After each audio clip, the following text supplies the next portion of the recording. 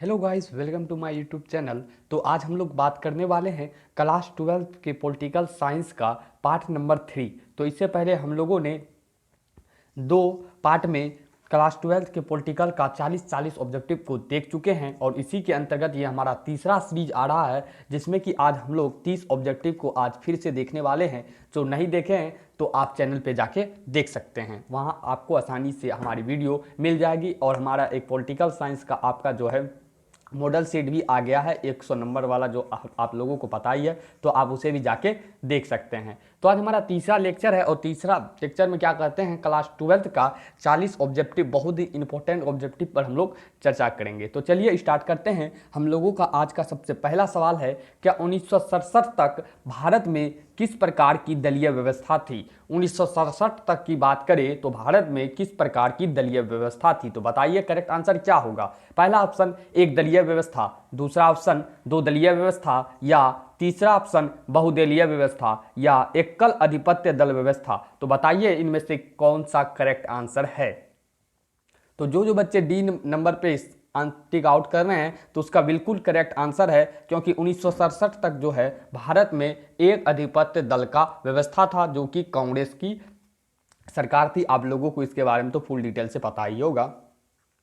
Next आता है हम लोगों का धारा 370 का संबंध किस प्रदेश से था? धारा 370 का जो संबंध था वह किस प्रदेश से था? उत्तर प्रदेश से, बिहार से, उत्तराखंड से, या जम्मू और कश्मीर से? सिंपल सी बात, धारा 370 का जो संबंध था वह आपका जम्मू कश्मीर से था। यह बात तो आप लोग जानते ही हैं।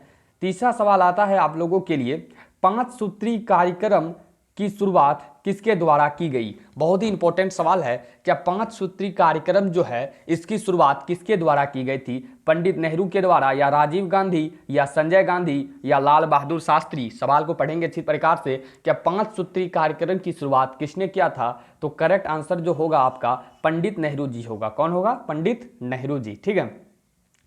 चौथा आप लोगों के लिए सवाल आता है, क्या राज्यों के पुनर्गठन आयोग के अध्यक्ष कौन था? राज्य का पुनर्गठन आयोग जो बना था उसका अध्यक्ष कौन था? तो बताइए इसका करेक्ट आंसर क्या होगा। गोविंद बल्लभ पंत, या सरदार के.एम.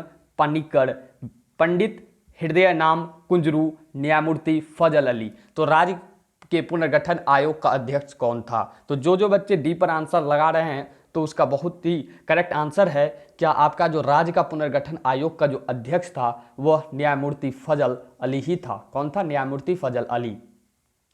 नेक्स्ट सवाल आप लोगों के लिए आता है, क्या भारत के अंतिम ब्रिटिश गवर्नर जनरल कौन थे? देखिए सवाल अच्छे प्रकार से पढ़ेंगे। क्या भारत का अंतिम ब्रिटिश गवर्नर जनरल कौन थे? अंतिम पूछा जा रहा है, कौन सा अंतिम ब्रिटिश गवर्नर जनरल कौन था? सी राजगोपालाचारी, सी आर दास, लॉर्ड माउंटबेटन, या राजेंद्र प्रसाद? ध्यान से पढ़ेंगे। क्या अंतिम ब्रिटिश गवर्नर जनरल कौन थे भारत का? तो इसका जो करेक्ट आंसर होगा वो होगा आपका लॉर्ड माउंटबेटन। कौन होगा? Lord Mountbatten. छठा सवाल आता है आप लोगों के लिए, क्या तीसरी पंचवर्षीय योजना की अवधि क्या थी? तीसरी पंचवर्षीय योजना की जो अवधि थी वह क्या थी? 1961 से 66, 1962 से 67, 1963 से 68, या इनमें से कोई नहीं? तो तीसरी पंचवर्षीय योजना की जो आपकी अवधि थी वह थी 1961 से 1966 तक। 1961 से 1966 तक। नेक्स्ट आता है आप लोगों का, क्या भारत में हरित क्रांति के जनक कौन है? 7वां नंबर आप लोगों का सवाल है, क्या भारत में हरित क्रांति का जनक कौन है? तो बताइए इसका करेक्ट आंसर क्या होगा। इंदिरा गांधी जी, या अमर्त्य सेन, या के.एम.एस. स्वामीनाथन, या लाल बहादुर शास्त्री? तो भारत में हरित क्रांति का जो जनक है वह है आपका एम.एस. स्वामीनाथन। कौन है? एम.एस. स्वामीनाथन। 8वां सवाल आता है आप लोगों के लिए, क्या मैकमोहन रेखा कहाँ है? किताब में पढ़े होंगे आप लोग। क्या मैकमोहन रेखा कहाँ है? जम्मू कश्मीर में, या अरुणाचल प्रदेश में, उत्तर प्रदेश में, या असम में? तो बताइए क्या आपका मैकमोहन रेखा कहाँ है? तो अरुणाचल प्रदेश में आपका। कहाँ है? अरुणाचल प्रदेश में। नेक्स्ट सवाल आता है, क्या भारत में पहला सफल परमाणु परीक्षण कब किया? भारत ने पहला सफल परमाणु परीक्षण कब किया था? बताइए इसका करेक्ट आंसर क्या होगा। 1963 में किया था, 1974 में, या 1980 में, या 1998 में? तो याद रखना है भारत में पहला सफल परमाणु परीक्षण जो किया गया था वह आपका 1974 ईस्वी में किया गया था। कब किया गया था? 1974 ईस्वी में। नेक्स्ट सवाल आप लोगों के लिए आता है कि किस देश ने भारत पर आक्रमण कर पंचशील का उल्लंघन किया? किस देश ने भारत पर आक्रमण कर पंचशील का उल्लंघन किया था? तो इसका करेक्ट आंसर क्या होगा? चीन, या पाकिस्तान, या फ्रांस, या संयुक्त राज्य अमेरिका? तो पंचशील समझौता हमारा किसके साथ हुआ था? तो चीन के, भारत और चीन के बीच हुआ था। तो इनमें से कौन सा देश आक्रमण किया था, यानी कि इसका कौन उल्लंघन करके पंचशील का आक्रमण किया गया? तो भारत और चीन के बीच हुआ था, तो भारत पर आक्रमण किया गया था। तो ऑब्जर्व सी बात है, हमारा चीन आक्रमण किया था, क्योंकि पंचशील समझौता जो है हमारा भारत और चीन के बीच है, इसलिए उल्लंघन कौन करेगा? तो चीन ही करेगा। तो चलिए, इस प्रकार से हम लोगों ने 10 सवाल को कंप्लीट कर चुके हैं। हम लोगों का 11वां सवाल है कि गरीबी हटाओ के नारे किस चुनाव में अपना चमत्कारी प्रभाव दिखाया? गरीबी हटाओ का नारा किसने दिया था? तो इंदिरा गांधी जी दिया था। तो यह जो नारा था वह किस चुनाव में अपना चमत्कारी प्रभाव दिखाया था? 1957 का चुनाव, 1962 का तीसरा चुनाव, या 1967 का चौथा चुनाव, या 1971 का मध्यावधि चुनाव? बहुत ही इंपॉर्टेंट क्वेश्चन है कि गरीबी हटाओ के बारे में जो नारा दिया गया था वह किस चुनाव में अपना चमत्कारी प्रभाव दिखाया था? तो बताइए इसका करेक्ट आंसर क्या होगा। तो गरीबी हटाओ का जो नारा दिया गया था, यह जो अपना चमत्कारी प्रभाव दिखाया वह 1971 के मध्यावधि चुनाव में अपना चमत्कारी प्रभाव दिखाता है। नेक्स्ट सवाल आप लोगों के लिए आता है कि नवनिर्माण आंदोलन किस राज्य में विफल हुआ? नवनिर्माण जो आंदोलन है वह किस राज्य में विफल हुआ? तो इसका करेक्ट आंसर क्या होगा? उत्तर प्रदेश, बिहार, गुजरात, या राजस्थान? तो नवनिर्माण आंदोलन जो है आपका वह बिहार में विफल हो गया था। किस राज्य में? बिहार में। याद रखेंगे इस सवाल को। नेक्स्ट आता है आप लोगों का 13 नंबर सवाल, क्या संविधान में 42वां संशोधन कब हुआ? पूछा जा रहा है क्या संविधान में जो है वो 42वां संशोधन वह आपका कब हुआ?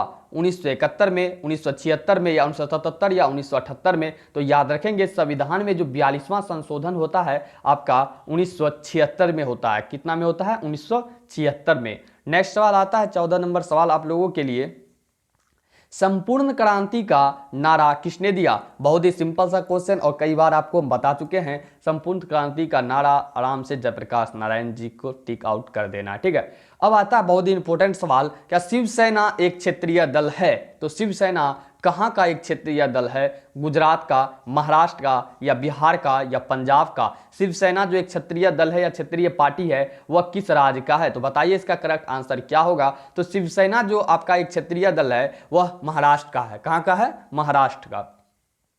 नेक्स्ट सवाल आप लोगों के लिए आता है कि सुंदरलाल बहुगुण का नाम किस आंदोलन से जुड़ा है? तो सुंदरलाल बहुगुणा जी की अभी हाल फिलहाल में मृत्यु हुई थी। अगर किसी बच्चे को याद है तो कमेंट बॉक्स में हमें जरूर बताएंगे, ठीक है। तो यहाँ सवाल है आप लोगों का, क्या सुंदरलाल बहुगुण का नाम किस आंदोलन से जुड़ा है? कृषकों के आंदोलन से, मानवाधिकार के सुरक्षा हेतु आंदोलन से, श्रमिकों के आंदोलन से, या चिपको आंदोलन से? तो सुंदरलाल बहुगुण का जो नाम जुड़ा है वह आपका चिपको आंदोलन से जुड़ा है। किस आंदोलन से जुड़ा है? चिपको आंदोलन से। नेक्स्ट सवाल आप लोगों के लिए आता है 17 नंबर सवाल आता है, क्या सूचना का अधिकार किस वर्ष लागू हुआ? बहुत ही इंपॉर्टेंट सवाल और कई बार आपका ये एग्जाम में पूछा गया है। MBBI लगाकर याद रखेंगे, इसमें बच्चे कंफ्यूज कर जाते हैं। 2004 और 5 में अधिकतर कंफ्यूज करते हैं, ठीक है। तो आपको हम अभी करेक्ट आंसर बताएंगे, इसका आंसर क्या होगा। तो सबसे पहले आप बताइए क्या सूचना का अधिकार किस वर्ष लागू हुआ? 2002 में, 2004 में, 2005 में, 2003 में? तो याद रखेंगे सूचना का अधिकार जो आपका लागू हुआ था वह आपका 2005 में लागू हुआ था। ये सवाल को आप लोग अच्छी प्रकार से क्लियर रखेंगे, ठीक है। नेक्स्ट सवाल आता है आप लोगों का, क्या मंडल कमीशन रिपोर्ट की सिफारिशों को किस प्रधानमंत्री ने लागू किया था? मंडल कमीशन का जो रिपोर्ट था वह कौन मंडल कमीशन की सिफारिश को किस प्रधानमंत्री ने लागू किया था? जवाहरलाल नेहरू लागू किया था, या इंदिरा गांधी, या राजीव गांधी, या VP सिंह? तो याद रखेंगे मंडल कमीशन रिपोर्ट की सिफारिश को जो प्रधानमंत्री लागू किया था उनका नाम था आपका VP सिंह। क्या नाम था? VP सिंह। ध्यान में रखेंगे इस सवाल को। नेक्स्ट सवाल आता है कि तृणमूल कांग्रेस पार्टी की स्थापना किसके द्वारा की गई? टीएमसी के नाम से आप लोग इसे जानते हैं, जो पश्चिम बंगाल में इसकी सरकार है। क्या तृणमूल कांग्रेस पार्टी की स्थापना किसके द्वारा की गई? ज्योति बसु या ममता बनर्जी या शरद पवार या जयललिता? तो याद रखेंगे, तृणमूल कांग्रेस पार्टी की जो स्थापना की गई वह ममता बनर्जी के द्वारा की गई। किसके द्वारा? ममता बनर्जी के द्वारा। ठीक है, नेक्स्ट सवाल आप लोगों के लिए आता है, 6 दिसंबर 1992 को इनमें से कौन सी घटना घटी? तो 6 दिसंबर 1992 के दिन इतिहास में सबसे बड़ी घटना घटती है, उसके बारे में आपको पता ही होगा, लेकिन बताइए इसमें से कौन सा करेक्ट आंसर होगा? गोधरा कांड या बाबरी मस्जिद का विध्वंस, जनता दल का गठन, राजग सरकार का गठन? तो 6 दिसंबर 1992 को जो घटना हुई थी वह आपका बाबरी मस्जिद का विध्वंस का घटना हुआ था। और याद रखेंगे, बाबरी मस्जिद का विध्वंस का घटना जो हुआ था वही है आपका डेट, क्या 6 दिसंबर 1992 को। कितना में हुआ था? 6 दिसंबर 1992 को। नेक्स्ट सवाल आता है 21 नंबर सवाल, क्या पूर्व बनाम पश्चिम पदबंध का आशय किससे है? पूर्व बनाम पश्चिम, तो पूर्व और पश्चिम का जो पदबंध है इसका आशय किससे है? विश्व युद्ध से, शीत युद्ध से, या तनाव शिथिल से, या उत्तर शीत युद्ध दौर से? तो याद रखना है, पूर्व बनाम पश्चिम जो था वह शीत युद्ध से है। तो पूर्व में आपका कौन आता था? सोवियत संघ रूस। और पश्चिम में कौन था? अमेरिका। तो वही पूछा जा रहा है कि पदबंध का आशय किससे है? तो वह आपका शीत युद्ध से है। नेक्स्ट सवाल आप लोगों के लिए आता है कि पहला गुटनिरपेक्ष सम्मेलन कहाँ हुई? पहला गुटनिरपेक्ष सम्मेलन जो हुई थी वह कहाँ हुई? नई दिल्ली में, बेलग्रेड में, कैरो में, या हवाना में? याद रखना है, पहला गुटनिरपेक्ष सम्मेलन जो होता है वह आपका बेलग्रेड में। तो इस प्रकार से हम लोगों ने 22 सवाल को अभी तक कंप्लीट कर चुके हैं और 18 सवाल पर चर्चा करेंगे। अगर आप लोगों को वीडियो अच्छी लगती है वीडियो को लाइक करें और चैनल को सब्सक्राइब करें, क्योंकि आप लोगों को इसी प्रकार की मॉडल सेट सभी पुस्तकों की मिलती रहेगी। और सब्जेक्टिव प्रश्न मिलेगा तो आप लोगों को इसका PDF जो मिलेगा वो हमारा टेलीग्राम चैनल पर मिलेगा। अगर आपको उसका PDF चाहिए, अगर किसी भी प्रकार की वीडियो का आपका PDF चाहिए, तो डिस्क्रिप्शन में हमारा टेलीग्राम का लिंक दिया गया है, आप डायरेक्ट हमारे टेलीग्राम से जुड़ सकते हैं और आपको वहां आसानी से सभी चीज़ की PDF मिल सकती है और हमें आप वहां किसी भी प्रकार की सवाल क्लास 12 से संबंधित पूछ सकते हैं। ठीक है, तो चलिए 23 नंबर सवाल देख लेते हैं। अब 23 नंबर सवाल आता है, क्या सोवियत संघ ने कौन सा सैनिक गुट बनाया था? तो सोवियत संघ के बारे में पूछा जा रहा है, क्या सोवियत संघ कौन सा सैनिक गुट बनाया था? नाटो या सीटो या सेंटो या वारसा संधि? तो सोवियत संघ जो आपका सैनिक गुट बनाया था उसका नाम था वारसा संधि। क्या था? वारसा संधि। और अमेरिका जो बनाया था वह आपका था नाटो। और वारसा संधि आपका कब बना था? 1956 में। कितना बना था? 1956 में, याद रखेंगे। और सोवियत संघ इसको बनाया था, कौन सा था? और सैनिक गुट था और सोवियत संघ बनाया था और 1956 में ये बना था। ठीक है, 24 नंबर सवाल आता है आप लोगों के लिए, क्या G77 का आशय दुनिया के किन देशों से है? G77 का आशय जो है दुनिया का किन देशों से है? विकसित देश से है, या विकासशील देश से, या विकसित एवं विकासशील देश, या अविकसित देश? तो याद रखना है, G77 का जो आपका संबंध है वह आपका विकासशील देश से है। किस देश से है? विकासशील देश से। नेक्स्ट आप लोगों के लिए सवाल आता है, क्या दूसरी दुनिया का आशय किन देशों से था? दूसरी दुनिया का जो आशय था वह किस देशों से था? अमेरिकी देशों से, अफ्रीकी देशों से, एशियाई देशों से, या कम्युनिस्ट देशों से? तो याद रखना है, दूसरी दुनिया का जो आशय का है वह दुनिया का वह देशों से है जो कम्युनिस्ट था, कम्युनिस्ट देशों से था। दूसरी दुनिया का आशय किन देशों से था? तो कम्युनिस्ट देशों से था। नेक्स्ट सवाल आता है 26 नंबर सवाल आप लोगों के लिए, क्या संघाई सहयोग संगठन में कितने देश शामिल है? संघाई संगठन सहयोग में कितने देश शामिल है? बताइए इसका करेक्ट आंसर क्या होगा? 4, 5, 6 या 7? तो याद रखना है, संघाई सहयोग संगठन में आपका जो देश शामिल है वह शामिल है आपका 6। कितना है? 6 देश शामिल है संघाई सहयोग संगठन में। नेक्स्ट सवाल आप लोगों के लिए आता है, क्या ग्लासनोस्ट व पेरिस्ट्रोइका मंत्र किसने दिया? ग्लासनोस्ट व पेरिस्ट्रोइका मंत्र किसने दिया? लेनिन या स्टालिन या क्रूश्चेव या गोर्बाचेव? बताइए इसका करेक्ट आंसर क्या होगा? तो इसका करेक्ट आंसर होगा आपका गोर्बाचेव। कौन होगा? गोर्बाचोव। ग्लासनो व पेरिस्ट्रोइका मंत्र का इसी ने दिया था, गोर्बाचोव। ठीक है, नेक्स्ट सवाल आप लोगों के लिए आता है, क्या किस देश ने 2003 में संयुक्त राष्ट्र की उपेक्षा कर इराक पर आक्रमण किया था?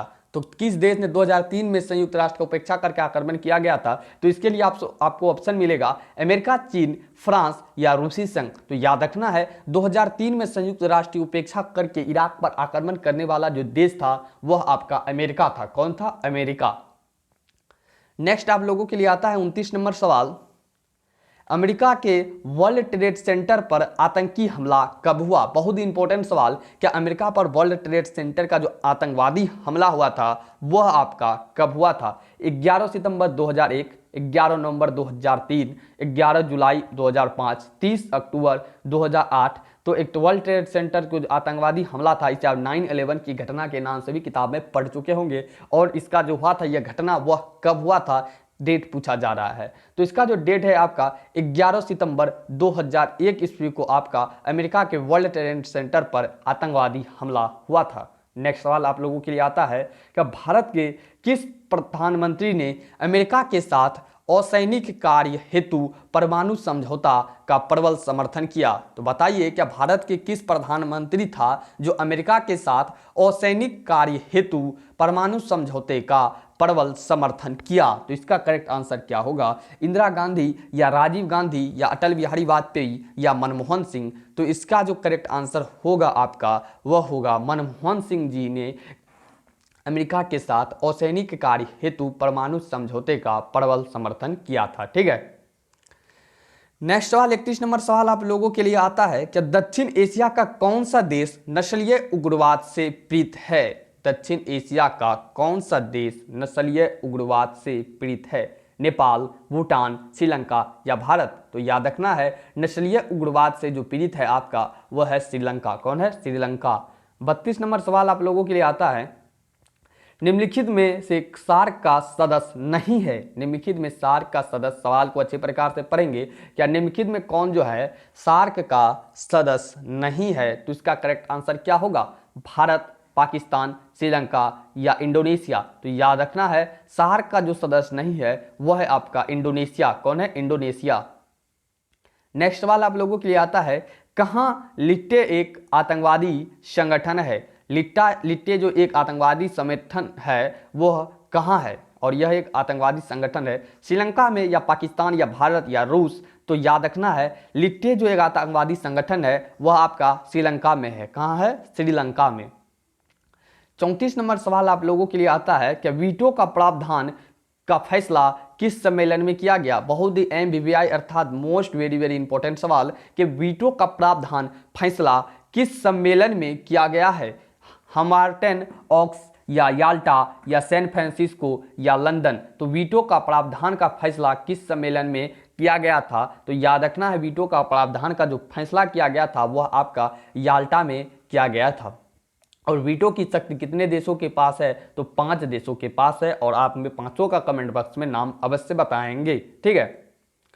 35 नंबर सवाल आप लोगों के लिए आता है कि निम्नलिखित में से कौन सा देश संयुक्त सुरक्षा परिषद का अस्थायी सदस्य नहीं है? तो निम्नलिखित में से कौन सा देश जो है संयुक्त सुरक्षा परिषद का अस्थायी सदस्य नहीं है? तो संयुक्त सुरक्षा परिषद में अस्थायी सदस्य की संख्या कितनी है? 5 है। तो इनमें से कौन सा जो है उसमें शामिल नहीं है? जापान, ब्रिटेन, चीन या संयुक्त राज्य अमेरिका? तो बताइए इसका करेक्ट आंसर क्या होगा? तो चलिए आपको हम बताते हैं, क्या इनमें से जो जापान है वह आपका संयुक्त राष्ट्र सुरक्षा परिषद का अस्थायी सदस्य नहीं है। याद रखेंगे इस सवाल को आप लोग। नेक्स्ट आता है आप लोगों का, क्या किसकी सिफारिश पर महासभा महासचिव की नियुक्ति करता है? बताइए क्या किसकी सिफारिश पर महासभा महासचिव की नियुक्ति करता है? ये सवाल ही आप लोगों के लिए बहुत इंपॉर्टेंट है। क्या किसकी सिफारिश पर महासभा महासचिव की नियुक्ति करता है?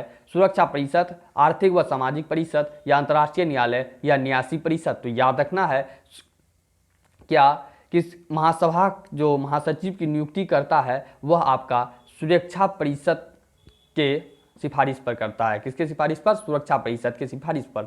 नेक्स्ट सवाल आता है 37 नंबर सवाल, क्या व्यापक परीक्षण प्रतिबंध संधि किस वर्ष अस्तित्व में आई? ये जो संधि है व्यापक परीक्षण प्रतिबंध संधि यह किस वर्ष अस्तित्व में आता है? 1990 में, 1996 में या 2000 या 2004 में? तो व्यापक परीक्षण प्रतिबंध संधि जो आता है वह आपका 1996 ईस्वी में अस्तित्व में आता है। ठीक है। 38 नंबर सवाल आप लोगों के लिए आता है कि कौन भूमंडलीकरण का आलोचक नहीं है। तो इनमें से कौन कौन सा जो है भूमंडलीकरण का आलोचक नहीं है। एजी फ्रैंक, बालरस्टीन, नोम चोम्स्की या अमर्त्य सेन। तो याद रखना है इनमें से जो आपका है अमर्त्य सेन जो है वह आपका भूमंडलीकरण का आलोचक नहीं है। कौन? अमर्त्य सेन। 39 नंबर सवाल आता है क्या भूमंडलीकरण किस विचारधारा पर टिका है। भूमंडलीकरण किस विचारधारा पर टिका है। समाजवाद, साम्यवाद, अराजकतावाद या उदारवाद। तो याद रखना है भूमंडलीकरण जो विचारधारा टिका है वह आपका उदारवाद पर टिका है। किस पर टिका है? उदारवाद पर। नेक्स्ट और अंतिम सवाल आप लोगों के लिए आता है कि किसने कहा कि साम्राज्यवाद पूंजीवाद का अंतिम चरण है। बहुत ही वीवीआई सवाल। क्या किसने कहा कि साम्राज्यवाद पूंजीवाद का अंतिम चरण है। एजे लास्की, लेनिन, के एन क्रुमा या सामिर अमीन। तो याद रखना है जो साम्राज्यवाद पूंजीवाद का अंतिम चरण है ये जो आपका कहा था वह लेनिन कहा था। कौन कहा था? लेनिन। तो इस प्रकार से हम लोगों ने 40 ऑब्जेक्टिव को पूरी अच्छी प्रकार से क्लियर कर चुके हैं। और आपको हम बता दें क्या इनमें से जो सवाल आपको याद नहीं लगता है, हमें याद नहीं है, हमारे नोटबुक में नहीं है, तो आप वह सवाल को वीडियो पॉज कर वहां उतार लेंगे। क्योंकि अगर वीडियो देखते हैं 5-10 दिन में अब वो को भूल सकते हैं। इसलिए कॉपी में जब लिखा रहेगा जब आप भूलिएगा तो उसे एक बार देखिएगा तो याद हो जाएगा। तो वीडियो अगर अच्छा लगे वीडियो को जरूर अवश्य लाइक करें और वीडियो पर कमेंट कर हमें अवश्य बताएं कि वीडियो आपको कैसी लगी। और इसी प्रकार के वीडियो पाने के लिए आप हमारे चैनल को सब्सक्राइब कीजिए। बगल में बेल आइकन की घंटी को उसे दबाकर उसे ऑल पर सेट कर दे तो आपको सभी प्रकार की सूचना या अपडेट जो हमारे चैनल पर अपलोड की जाती है वह सबसे पहले आपको मिल जाएगी। तो मिलते हैं नेक्स्ट वीडियो में नेक्स्ट सीरीज के साथ। तो तब तक के लिए इजाजत। Thank you all of you. Thanks for watching. जय हिंद, जय भारत।